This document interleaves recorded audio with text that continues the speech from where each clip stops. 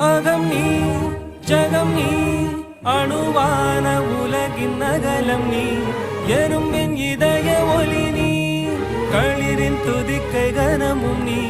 ஆயிரம் கை உண்டென்றால் நீ ஒரு கை தரக்கூடாதா ஈராயிரம் கண் கொண்டாய் உன் ஒரு கண்யனை பாராதா உன்னில் சரணடைந்தே